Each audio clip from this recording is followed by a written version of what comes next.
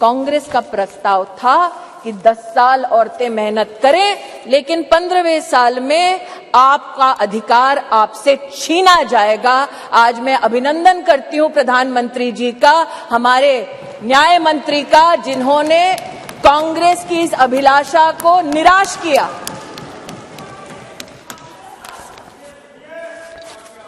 फिर इनका ये वक्तव्य कि आप अभी क्यों नहीं कराते। महोदय, हम जानते हैं कि संविधान को छिन्न भिन्न करना ये कांग्रेस की पुरानी आदत है, लेकिन आज अगर आप इसी गरिमामय संविधान के अनुच्छेद 82 को पढ़ें, 82 ये किताब नहीं है संविधान का, मेरे हाथों में, तो आपके लिए किताब होगी, हमारे लिए पूजनीय है, संविधान है ये।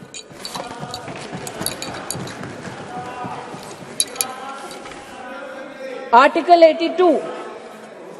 और आपकी अनुमति से पढ़ना चाहती हूं।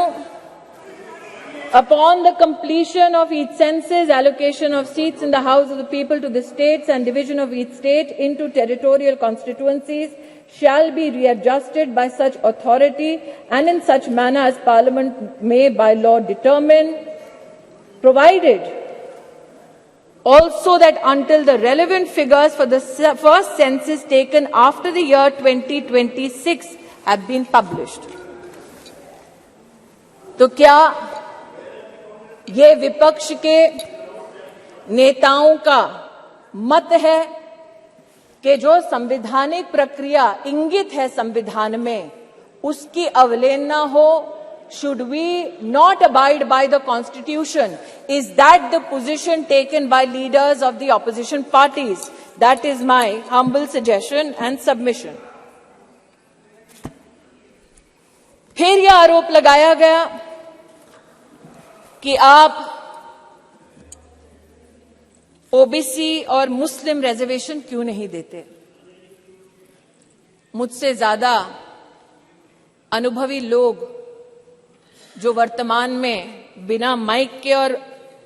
पीठ की परमिशन के दांत चबा चबा कर बोल रहे हैं, उनको शायद इस बात का आभास नहीं कि संविधान में धर्म के आधार पर आरक्षण वर्जित है। इसलिए मैं आज आपके माध्यम से महोदय आग्रह करना चाहती हूं कि ये भारत वो भारत है जहां पर आज लोगों के पास व्यवस्थाएं डिजिटली भी पहुंची हैं, और इसीलिए हमारे देश के नागरिक जिस प्रकार से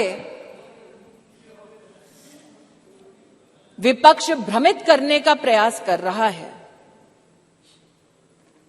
उस भ्रम में ना फंसे, इसलिए तथ्यों का रिकॉर्ड पर आना उचित है। जो आज इस सभागार में बिना पीठ की अनुमति के आते ही एक शब्द का उच्चारण कर रहे हैं, इनकी राजनीतिक पृष्ठभूमि देखी जाए तो महिला के साथ विधानसभा में क्या आचरण करने का इनका इतिहास है। ऐसे लोग आज महिला की मर्यादा पर टिप्पणी ना करें तो इस सदन की शोभा बढ़ेगी। जो जानना चाहते हैं साफ साफ क्या बोलना चाह रही हूं, वो ये कि राष्ट्र सरकार के इस फैसले को स्वीकार करते हुए नारी शक्ति वंदन अधिनियम को समर्थन देती है। राष्ट्र की महिलाओं के संवैधानिक सशक्तिकरण में अगर विपक्ष रोड़ा ना बने तो हम कृतज्ञ होंगे। महोदय, आज जिन लोगों ने इसको जुमला कहा और कहा कि हम चिट्ठियां लिख रहे थे इसलिए काम हुआ,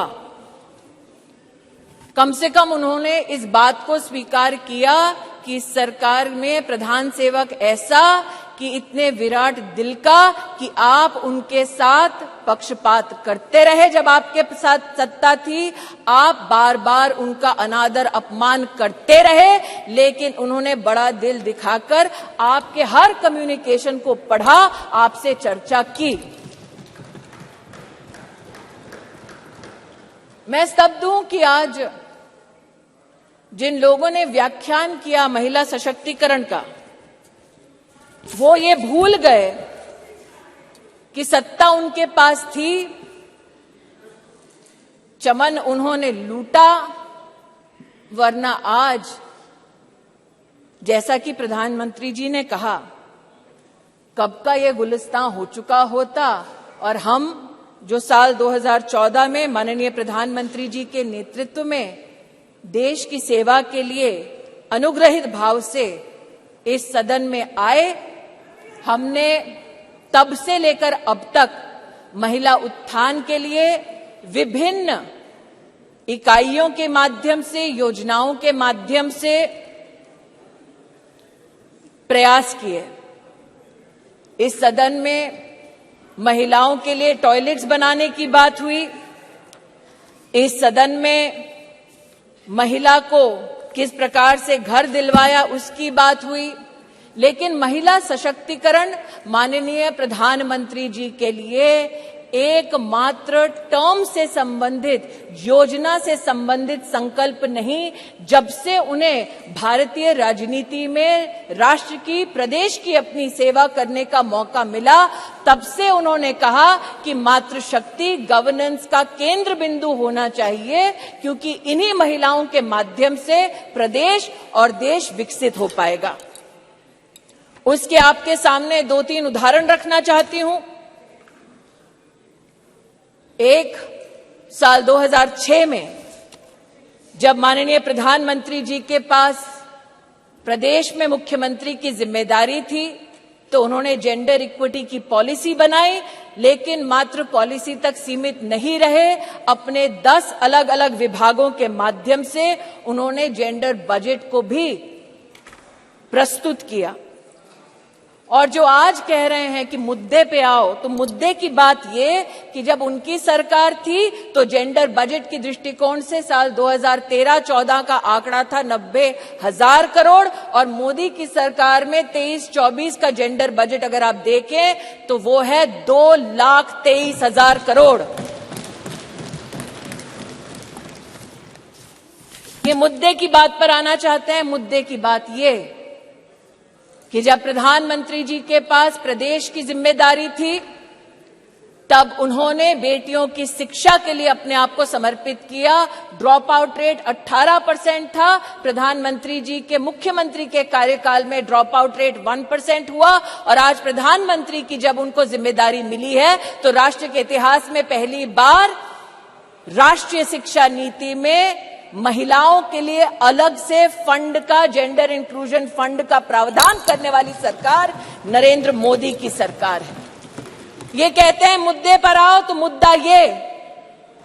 कि जब प्रधानमंत्री जी के पास प्रदेश की जिम्मेदारी थी तो उन्होंने ई ममता एक कार्यक्रम शुरू किया ताकि गर्भवती माताएं, बच्चे उसके माध्यम से सरकारी व्यवस्था से उनका बेनिफिट ट्रैक हो सके, कौन वंचित है उस तक हम पहुंच सके। और आज नरेंद्र मोदी जब देश के प्रधानमंत्री हैं तो राष्ट्र के इतिहास में पहली बार पोषण ट्रैकर के माध्यम से देश के 7.5 करोड़ बच्चे और 2.5 करोड़ महिलाओं को पोषण अभियान के माध्यम से डिजिटली सेवा पहुंचाई जाती है। ये कहते हैं मुद्दे की बात पर आओ, तो मुद्दा ये कि जब प्रधानमंत्री जी के पास प्रदेश की जिम्मेदारी थी तो उन्होंने मां वात्सल्य योजना की शुरुआत की, जहां महिलाओं को लगभग 1.5 लाख रुपए के माध्यम से जिनकी एनुअल इनकम थी उनको 4 लाख से ज्यादा की मेडिकल ट्रीटमेंट सरकारी व्यवस्थाओं में देने का काम नरेंद्र मोदी जी ने किया और आज आयुष्मान भारत योजना के चलते 10 करोड़ गरीब परिवार, 10 करोड़ गरीब महिलाओं को सुविधा, 24,000 से ज्यादा अस्पतालों में, 1,60,000 से ज्यादा स्वास्थ्य केंद्रों में सेवा देने वाली सरकार मोदी की सरकार है, भाजपा की सरकार है। इसलिए जो कहते हैं कि महिला सशक्तिकरण मात्र आज एक चुनावी मुद्दा है, उनसे कहना चाहती हूं, नरता का आदर्श तपस्या के भीतर पलता है, देता वही प्रकाश आग में जो अभित जलता है। आपने नरेंद्र मोदी जी पर कई आक्षेप किए, राष्ट्र के नवनिर्माण में, चाहे वो मेक इन इंडिया हो, चाहे वो धारा 370 को हटाने की बात हो, हर विषय पर, जीएसटी पर भी न सिर्फ व्यवधान किया बल्कि व्यवधान के बाद जब इस सदन ने उन कानूनों को पारित किया तो आप एक्सटर्नल ऑर्गेनाइजेशंस के माध्यम से कोर्ट में चुनौती देते गए, कोर्ट में भी हारे, पीपल्स कोर्ट में भी हारे। इस बार लोग कहते हैं